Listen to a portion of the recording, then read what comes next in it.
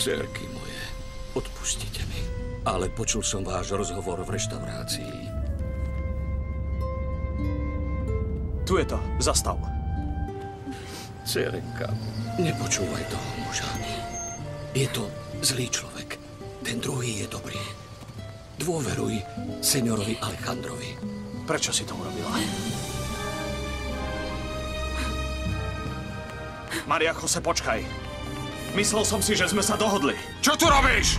To je predsa jasné. Prišiel som si po manželku. Maria Jose už s tebou nechce žiť. Tak nech mi to povie a vysvetlí dôvod. Nemá prečo, poďme. Nechajú, lebo ti rozbijem papuľu. Nie, prestaňte. Počkaj, radšej sa porozprávajte niekde v súkromí. Poď. Pusti ju, ty svinia! Alejandro, nie! Pošlite hliadku k hotelu Real Kino okamžite! Maria Jose! Dorite, nechápe, že už s tebou nechce byť? Ešte stále je moja žena.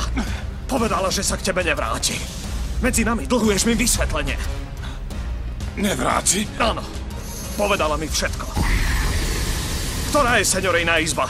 Tak ktorá? 12, seňor. Čo ti natárala? Čo povedala? Dobre, len pokojne, Bruno. Zrušte tú políciu. Povedzte, že šlo o omyl. To je v poriadku. Alejandro je v práve. Vy si už čo povedala?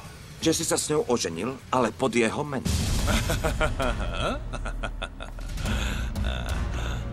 Je šialená.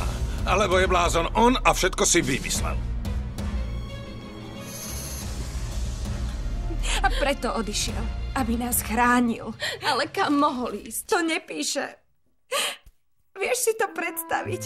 Bez peňazí blúdi niekde po meste. Chudáčik je už starý a chorý.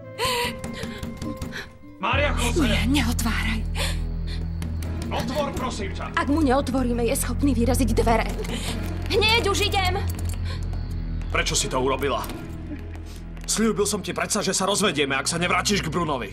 Rozmýšľala som a zmenila som názor. Lepšie si to premyslíš doma. Zbal si veci, odchádzame. Nie. Tak veľmi ho ľúbiš? Maj rozum, Maria Jose, povedz mu pravdu. Nie. Nie, na to nemáš právo!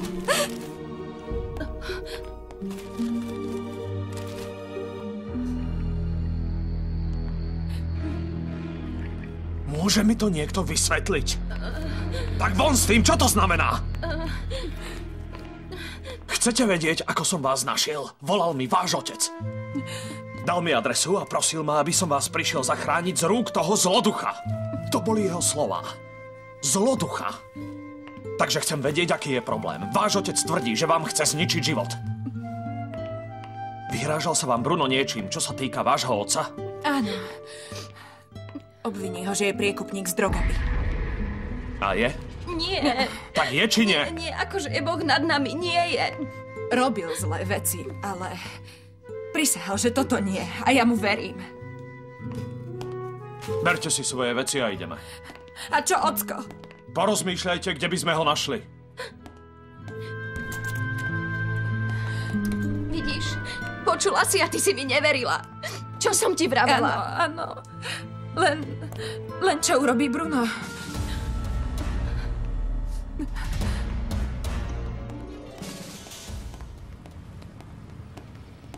Kde je Bruno? Zaplatil účet a odišiel. Už vie, že Maria Jose ti všetko povedala. Ako reagoval? Že sa zbláznila a ty tiež. Kretén. A vraj ho oblafla a povedala mu, že ťa neznáša a že sa mu vnúcovala. Vyspala sa s ním? Ako to mám vedieť? O tom nehovoril. Otec dievčat niekam zmizol. Ako to, že zmizol? Neviem. Odišiel, nechal im list. Čo vám mám povedať, seňora Felipa? Najhoršie je, že si to všimli všetci zamestnanci. A čo také? Že seňora Maria Jose a jej rodina odišli a Bruno odcestoval na dovolenku? No iste, veď nie sú slepí a už vonkoncom nie hluchí. Tak si niečo vymyslí. Hocičo, pretože seňora Viktória si neželá žiadne klebety. Ani v dome, ani mimo neho. Prečo to neskúsite sama? Ach, Ezekiel, jakživ som nevedela poriadne klamať. Za to ty si v pletkách a intrigách hotový majster. Robím si starosti, kam len mohol ísť. Toto mesto je obrovské, nikoho tu nepozná. Nevrátil sa do svojho bytu? Pochybujem. Má strach, že ho Bruno udá. To by neriskoval. Nuž čo, vrátime sa do Méridy. Ale ja musím ocka nájsť. Neboj sa, určite sa vám ozve, aby vedel, či ste v poriadku. Čo ak ho Bruno udá? Nechce ťa stratiť, to si netrúfne. Ďakujem. No queda nada de sin nada que hacer. Mi sem sentido ya están a tus pies. ¿Qué hago conmigo si ando contigo y me dejas a pie? Rozumiem, Joaquín, ale mala som nejakú prácu a tiež isté rodinné problémy. Dobre, dokončím to čo najskôr.